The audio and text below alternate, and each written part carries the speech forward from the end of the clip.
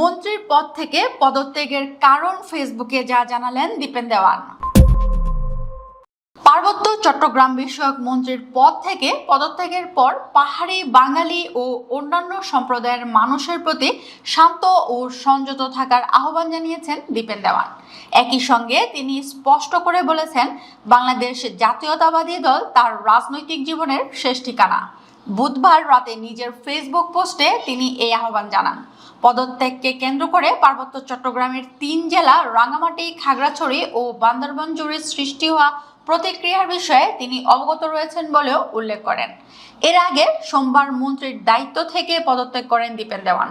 পদত্যাগপত্রে তিনি জানান, দায়িত্ব গ্রহণের পর থেকেই বিভিন্ন শারীরিক জটিলতায় ভুগছিলেন। অসুস্থতার কারণে মন্ত্রণালয়ের দায়িত্ব যথাযথভাবে পালন করতে সমস্যার মুখোমুখি হওয়ায় তিনি পদ ছাড়ার সিদ্ধান্ত নিয়েছেন।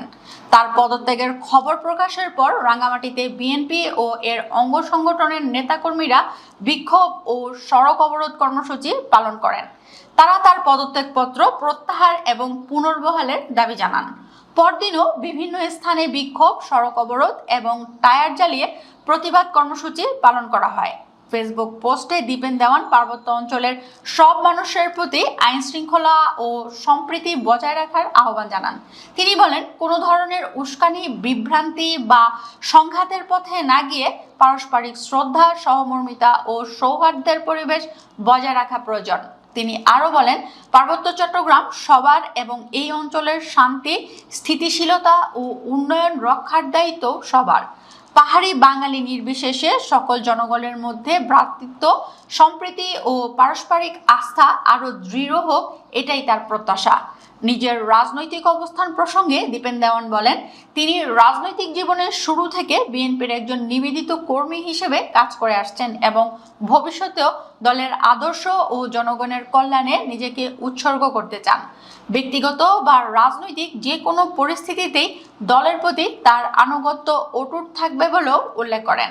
পোস্টে তিনি তার বাবা সুবিমল দেওয়ানের কথা স্মরণ করেন।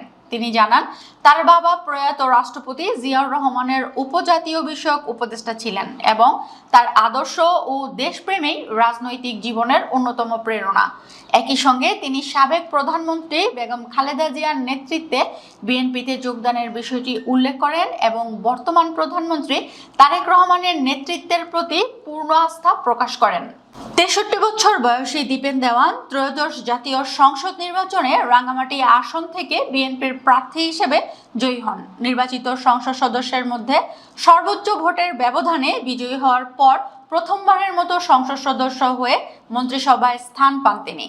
ফেসবুক পোস্টের শেষাংশে তিনি আবারও বলেন, দেশের উন্নয়ন, শান্তি ও সম্প্রীতির স্বার্থে সবাইকে ঐক্যবদ্ধ থাকতে হবে। তার ভাষায়, মতপার্থক্য থাকতে পারে কিন্তু বিভেদ নয়, প্রতিযোগিতা থাকতে পারে কিন্তু সংঘাত নয়। বিএনপি আমার শেষ ঠিকানা।